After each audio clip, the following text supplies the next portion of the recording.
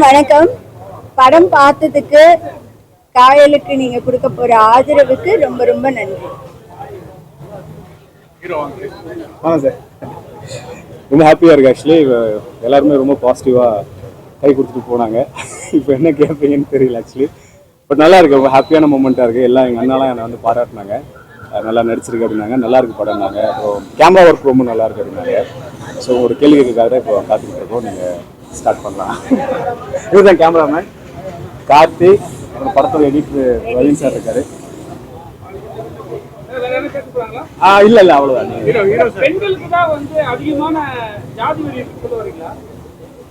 நான் திருநெல்வேலியை சார்ந்தவள். எங்க ஊர்ல பெண்களுக்கு வந்து அதிகமா இருக்கு. நான் அதை கண்கூடா பார்த்துருக்கேன். அதனோட ஒரு பதிவு தான் இது. ஏன்னா பொதுவா தமிழ் சினிமால வந்து சாதினா ஆண்கள் தான் மீசையெல்லாம் முறுக்கிட்டு அருவா எடுப்பாங்க. அப்படிலாம் எதுவும் அவங்க செய்வாங்க, ஆனா செயல்படுத்துவாங்க பெண்கள். பெண்களுக்கு நிறைய இருக்கு, அது ஒரு அதிகாரமா இருக்கு. அது இது வரைக்கும் பேசப்படலை அப்படிங்கிறது என்னோட வாதம். மேல்தட்டு மக்கள் மட்டும்தான் அது மாதிரி இருக்க மாதிரி காட்டியிருக்கீங்க. மேல்தட்டு மக்கள் தான் அது மாதிரி அதிகாரமா இருக்காங்கன்னு சொல்லிட்டு பார்த்தது.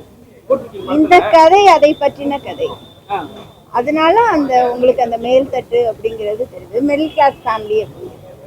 இன்னைக்கும் தமிழ்நாட்டுல 90% 95% திருமணம் வந்து அரேஞ்ச்மெண்ட் மேரேஜ். அவங்களுக்குள்ள காஸ்ட்லி தான் பண்றாங்க. ஒரு 10% திருமணம் தான் அதர் காஸ்ட் பண்றாங்க. அதுல ஒரு 1-2% வந்து இந்த மாதிரி இருக்கு. நீங்க சொன்ன மாதிரி பெண்கள் தான் பாதிக்கப்படுறாங்களா? ஏன் ஆண்கள் வந்து காதல் தோல்வியில பாதிக்கப்படுறதே இல்லையா? அதை நீங்க தான் சொல்லணும் ஒரு படமா இருக்கு. பெண்கள் வந்து காதல் தோல்வியில வந்து நிறைய பாதிக்கப்படுறாங்க. மகுடேஸ்வரனுடைய கவிதைகள்லாம் கூட இருக்கு. எப்படி இன்னொருத்தருக்கு கல்யாணம் கட்டி கூட்டுக்கப்பட்டு குழந்தைய பெற்றுக்கொண்ட பெண்லாம் வந்து என்ன மாதிரி ஒரு உயிருள்ள பிணமா வாழ்றாங்க அப்படிங்கிற மாதிரியான கவிதைகள் நம்ம தமிழ் கவிதைகள்லயே இருக்கு. ஆனா இது வரைக்கும் திரையில பார்க்கும்போது பெண்கள் உத்தமமானவர்களாகவும் புனிதமானவர்களாகவும் அவங்களுக்கு சாதி உணர்வு இல்லை அப்படின்னு வந்து காட்டப்பட்டிருக்கு. 98% நீங்க சொல்றீங்க, அது அந்த அளவுக்கு இல்லைன்னு நினைக்கிறேன். அரேஞ்ச் மேரேஜ் கொஞ்சம் கொஞ்சமா கம்மி ஆயிட்டு வருது. காதல் திருமணத்திற்கான வாய்ப்பு ஒரே சாதிக்குள்ள இருந்தா, ஒரே பொருளாதாரத்துல இருந்தா, பொருளாதாரமும் ஒரு சாதியா தான் இங்க இருக்கு. ஸோ அது மேட்ச் ஆனா அவங்க கல்யாணம் கட்டிக்கிறாங்க, மேட்ச் ஆகலைன்னா பிரிச்சு விட்டுடுறாங்க. இப்ப நான் நன்றி சொல்லிக்கிறேங்க. நீங்க வீட்டுக்கு போய் யோசிக்கணும். ஒரு பெண் ஏன் அவ வந்து சொல்றான்ல, எத்தனையோ பெண்கள் மனதளவுல தற்கொலை பண்ணி கொண்டுதான் வாழ்றாங்க. ஏன் அப்படிங்கிற யோசனையோடு நீங்க போனீங்கன்னா நான் மகிழ்ச்சி அடைவேன்.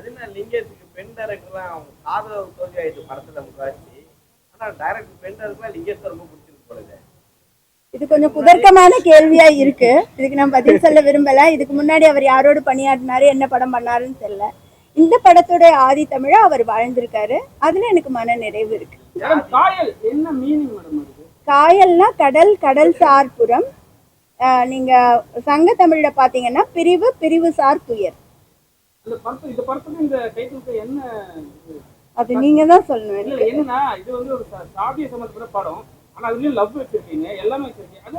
இது ஒரு காதல் சார்ந்த படம், காதல் படம் தான். காதல் புள்ள சாதி எப்படி ஒரு பிரச்சனை ஆகுது அப்படிங்கறது தான் விஷயம். ஒரு போராட்டக்கார ஒரு சொல்றீங்க, மீனவர் சமுதாய போராட்டக்கார, எந்த இடத்துலயும் அந்த மாதிரி போராட்டம் பண்ற மாதிரி வரலையே. லவ் தான் ஓடிட்டு இருக்கு. ஆக்சுவலா காதலே ஒரு போராட்டம் தானே. இன்னைக்கு இளவரசனையும் கோகுல் ராஜையும் இன்னைக்கு மதுரையில வந்து பிணவரையில வந்து ரொம்ப நாள் வந்து கிளைம் பண்ணாம இருக்கக்கூடிய ஒருவரையும் நம்ம அது போராட்டம் தானே. அது போராட்டம் இல்லைன்னு நீங்க எப்படி சொல்ல முடியும்? அடிப்படை உணர்வான காதலே இங்க பெரும் போராட்டமா இருக்கும்போது மீனவர்களுக்காக குரல் கொடுக்கிறது வந்து அது அடுத்து இன்னொரு ஃபேசட் ஆஃப் ஸ்ட்ரகிள். பெண்கள் வந்து நிறைய பேர் 100% கல்யாணம் பண்ணிட்டா லவ் பண்றது 100% நான் சொல்லேன். இல்ல கல்யாணம் பண்ணிட்டு அவங்க வேதனை பண்றாங்கன்னு சொன்னீங்க. இந்த காலத்துல பசங்க தான் அதிகமா லவ் பண்ணிட்டு அதுவும் இருக்குதுங்க, அதுவும் இருக்குது. அப்படி எல்லாம் சொல்லாதீங்க. ரொம்ப பாதிக்கப்பட்டிருக்கீங்க போல இருக்கு. வாங்க இங்க வாங்க, இங்க வாங்க, இங்க வாங்க. காயல் 2 எடுக்கிறோம், வாங்க. நீங்க தான் ஹீரோ, வாங்க. அது எனக்கு வந்த பிரச்சனை இருக்கு. நம்ம அதை பத்தி பேசிக்கோனா அதை தனியா பேசிக்கலாம்னு வச்சுக்கோங்க. ஜாதின்றது லவ் தாண்டி தான் ஜாதி வரும். அப்படிலாம் கிடையாது. லவ்வே ஜாதி தாங்க. லவ்வே இன்னைக்கு தமிழ்நாட்டுல ஜாதி தான். படத்தை ஒரே டிராவல்லே கொண்டு போயிருக்கீங்க இல்லையா மேடம்? இது ஒரு பயண கதை. உள்ளூர நம்ம மனிதர்கள் வந்து நிறைய பயணம் பண்றோம். அதுல என்ன இவால்வ் ஆகுது அப்படிங்கிறது, ஏன்னா இந்த இன்டர்னல் டிராவல்ங்கிறது எனக்கு பால கைலாசம் அவர்கள் சொல்லி கொடுத்த ஒரு விஷயம். அதை வெளிப்படையா ஒரு பிசிக்கல் டிராவலா மாத்துறது ஒரு முயற்சி தான்.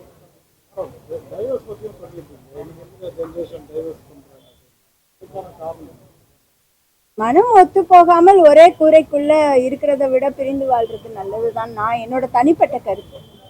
அதை மதிக்கணும்னு நினைக்கிறேன். நம்ம மாநிலம் வந்து சமூக நீதியெல்லாம் நிறைய பேசக்கூடிய மாநிலம். நீங்க பக்கத்து மாநிலம் வட இந்திய மாநிலத்தோட நம்ம இதுல வந்து இந்த காதல் திருமணம், ஜாதி இது, இந்த படுகொலை எல்லாம் எந்த ரேஞ்சில் இருக்குன்னு நினைக்கிறீங்க? மற்றதை கம்பேர் பண்ண நம்ம ஊர்ல நிறைய இருக்குங்க. நம்ம இன்னும் பதிவிடப்படாத, நான் வந்து கோகுல்ராஜ் மரணத்துக்காக உங்களை மாதிரி ஊடகவியலாளர் வந்து டாக்குமெண்ட்ரிக்காக போகும்போது அங்க அதுக்கு முன்னாடி இறந்தவர்கள் அத்தனை பேர் இருந்தாங்க. நான் சுவாதியை சந்திக்க முயற்சிக்கும் போதும் சுவாதி என்னுடன் பேச தயாரா இல்லை. பெண்கள் பேச மாட்டாங்க, வாய் அடைச்சிடுவாங்க. சுவாதி முதல்ல அது உண்மையான சுவாதியாங்கிற கேள்வி இருந்தது. அதை விஷ்ணு பிரியா கேட்டாங்க. இன்னைக்கு விஷ்ணு பிரியா எங்க இருக்காங்கன்னு உங்களுக்கு தெரியும். இது எல்லாத்துக்கும் அடிப்படை காரணம் ஒரு காதலும் சாதிய ஒடுக்குமுறைகள் தான். காதல் இருக்கணும் இல்லைங்களா, வேணாம் இல்லைங்களா? என்னங்க காதல் இல்லாம எப்படிங்க நீங்க வாழ்வீங்க? எவ்வளவு நேரம் நீங்க துயரப்பட்டு சொல்லிட்டு இருந்தீங்க. என்னோட அடுத்த படம் காயல் 2 எடுத்தா நீங்க தான் ஹீரோன்னு சொன்னேன். வாய் அடைக்கிறாங்கன்னு சொல்றீங்க. பெண்கள் வாய் அடைக்கவே இல்லையே. காதல் இப்போ வந்து எக்ஸாம்பிள் ஆயிடுச்சு. முன்னெல்லாம் வந்து உங்களுடைய காதல் அனுபவங்களை நான் தனியா கேக்குறேனே, அப்போ எனக்கு இதுக்கு பதில் சொல்ல முடியும்னு நினைக்கிறேன். இது ரொம்ப காலம் தாழ்ந்து வந்துகிற மாதிரி லேட்டா வந்துருக்கும். எப்போ ரொம்ப லேட்டா மாதிரி தெரியுது. மேலூர் படுகொலை எப்ப நடந்தது? காரை வச்சு அடிச்சது எப்ப நடந்தது? கோகுல்ராஜ் இது எப்ப நடந்தது? இன்னைக்கு திவ்யாக்களை பற்றி யார் கவலைப்படுறாங்க? அந்த பீரியட்ல நம்ம வந்து திவ்யா என்னவானாங்க, இளவரசன் என்ன ஆனாங்க? அந்த இதை சொல்றீங்க. கவினே அதே படுகொலை தானே பண்ணிருக்காங்க. எங்க ஊருங்க அந்த பையன். எங்க ஊரு 4 கிலோமீட்டர் தள்ளி அந்த படுகொலை நடந்திருக்கு. நீங்க பொருளாதாரமாக கவினுக்கு என்னங்க ஆன சொல்லணும்? உங்களுக்கு என்ன, நீங்க எதிர்கட்சி வக்கீலாவே இருக்கிறீங்க. என்னுடைய அனுபவம் ஒரு நிமிஷம் கடந்து போனதெல்லாம் இல்லைங்க.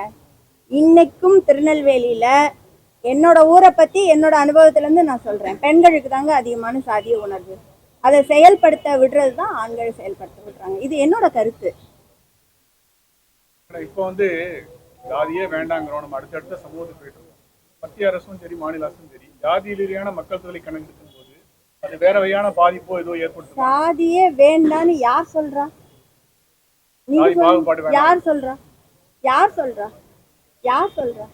சென்னை மாதிரி இடத்துல யார் சொல்ற? சாதிங்கிறது சென்னையில வந்து மண்ணுள்ளி பாம்பா இருக்கும், அங்க வெளிப்படையா இருக்கும். 2வது கேள்வி, நீ என்ன ஆளு, நீ என்ன தெரு, உனக்கு அவன் சொக்காரனா மாமனான்னு கேட்பாங்க நம்ம ஊர்ல. ஆனா இங்கிட்ட அப்படி கிடையாது. இங்க வந்து வெளிப்படையா வந்து கேட்கவே மாட்டாங்க. ஆனா வேறு வேறு விதமான கேள்விகளால வந்து ரொம்ப அழகா புனையப்பட்டு நம்ம கிட்ட வந்து நம்மளுடைய சாதியை அறிந்து கொள்ற அந்த உத்வேகம் இருக்குல்ல. நான் அறிந்து ஒரு பெரிய பட்டிமன்ற பேச்சாளரே வந்து சாதி சொல்லிதான் கூப்பிடுவாரு. அதை நம்ம இயல்பா எடுத்துக்கிறோம். இந்த மாதிரி பட்டிமன்ற தலைவர் சொல்றீங்கல்ல, நீங்க அதையும் போல்டா வெளியே சொல்ல மாட்டீங்க. நீங்களே மறைக்க நான் ஏன் மறைக்கிறேங்க? பட்டிமன்ற பேச்சாளரும் சொன்னீங்க. அவர் இல்லங்க, இப்போ உலகத்துல இல்ல. சொல்லலாமே, இருந்தா சொல்லுவேங்க, இல்லாதப்போ சொல்ல வேண்டாம்னு நினைக்கிறேன்.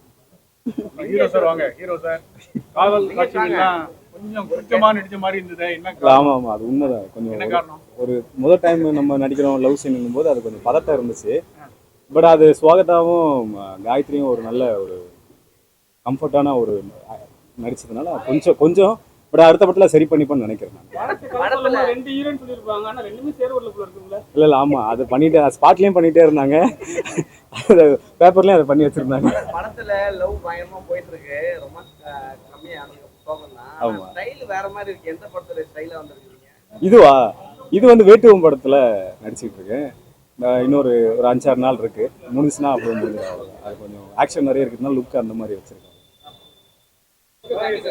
Thank you so much. தேங்க்யூ எல்லாருக்கும் நன்றி. படத்தை நீங்க எல்லாரும் வந்து கொண்டு போய் சேர்ப்பீங்கன்னு நினைக்கிறேன். நான் உங்களை மாதிரி ஒரு இடத்துல இருந்து வந்தவள் தான். நீங்க தான் எனக்கு பெரும் பலமா இருப்பீங்கன்னு நான் எதிர்பார்க்கிறேன். நன்றி.